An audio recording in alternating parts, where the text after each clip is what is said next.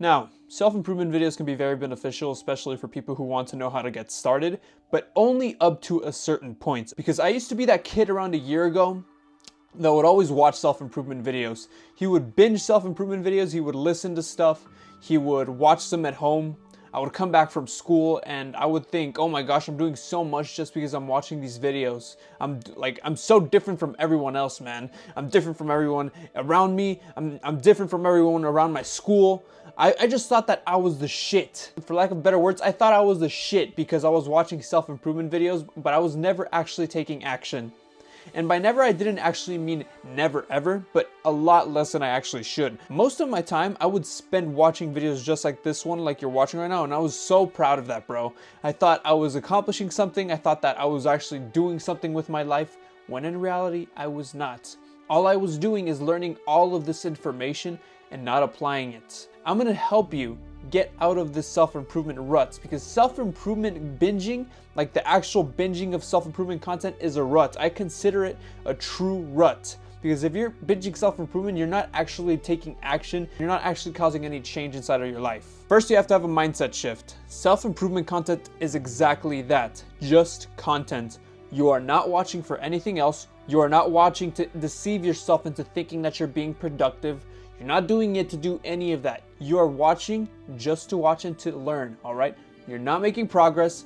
Get it out of your head and get off of the idea that watching self-improvement is you actually making progress, because my friend, it is not. You are simply consuming content so you are actually learning what to do in the future, and telling your brain that you are doing otherwise, that you're actually being productive, is just going to harm you a lot more than it's going to help you, because you're going to be telling yourself, oh, all I have to do is watch self-improvement content and I don't have to actually implement that stuff. You're going to be watching fitness videos on how to get fit. You're going to be watching videos on how to be productive, on how to do X, how to do Y and Z, and you're not going to actually be implementing it. Because you know what? I'm watching self-improvement, man. You know what? I'm different from all the other people, from all these bozos that are, they just want to work a 9 to 5 and are satisfied with the average life. My friend, you're no different. In fact, you are worse if you're just binging content, all right? These people are actually at least working for what they want. You, on the other hand, are just binging self-improvement content, thinking that you're doing something, that you're, this businessman, you're, being super ultra productive just because your YouTube feed actually looks different from others, which is not a good enough reason to think that you're all this special, all right? Yes, people who are on self-improvement are different from others. There's no doubting that. Because we actually have bigger dreams. We want to be entrepreneurs. We don't want to be average. We don't settle for mediocrity. We want to be extra. We want to be out there, bro. But my point is, you have to actually show it. You can't just consume it. You have to start taking action and actually go towards those big goals, those big dreams and aspirations that you claim to have. You have to understand that learning is not progress. It is merely that. It is merely learning. You are learning how to apply the things that are actually going to help you in the future. If you start looking at it that way, you're not going to be binging self-improvement anymore. What you're going to start doing is you're going to have a mindset shift that's going to tell you, okay, I learned this new thing from this podcast. I learned this new thing from this book. And you're going to actually start applying it to your life. Because your brain is not going to be rewarding you for watching self-improvement anymore. Unless, of course, it's one of those flashy videos that provide only dopamine and aren't actually trying to help you. Which in that case, I hope that you watch a video that's not super, flashy this, flashy that, man. Because those just provide dopamine. It's not the person actually sitting in front of you and trying to provide some actual value. There is a certain phase in your self-improvement journey where binging it, if you could say that, is actually warranted. And I would say for the first month only. For the first month of your self-improvement journey, fine, go ahead and binge it for like around a month and start watching self-improvement. You know the loading phase when you're taking creatine, where you take around 20 grams just to actually get the loading phase and get the creatine inside of your muscles for a week?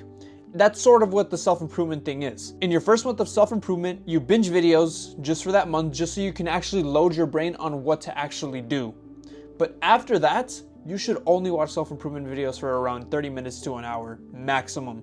The rest of your time should be spent actually implementing what you have learned. Sure, you have to keep on feeding your mind with knowledge, therefore you can actually watch self-improvement videos, you can read the books, you can do all of these things, right? But only for around 30 minutes to an hour max, and the rest of your time should be spent actually applying and taking action.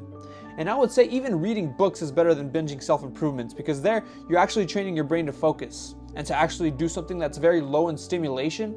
So even that itself is really productive. So that if you're going to learn something for a very extended period of time, at least let it be through books.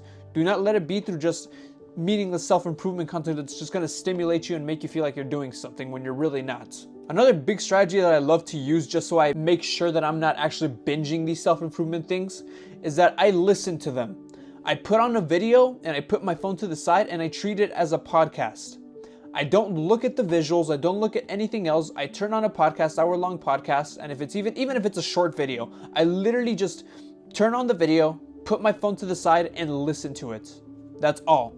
If I'm in the car, I'm driving somewhere, I have my headphones on, I listen to it. I don't turn on the video, just like the one that you're watching right now, and watch it. I don't watch the person that I'm actually watching. I just listen to what they have to say, take it in, reflect, and that's how I learn, man. This type of content can be really beneficial for people who want to get started because it gives them that mindset shift. It gets them started with actually thinking the way that you're supposed to when you get into this sort of stuff. But beyond that, you should not be watching for hours. You should not be watching for hours, and you should get out there and actually start taking action. After the first month on your self-improvement journey, quit the watching, man. Quit the watching for hours. Start taking action. Maybe watch for an hour or two. Not even 2 hours. 2 hours is pushing it. You should only watch self-improvement for 1 hour a day.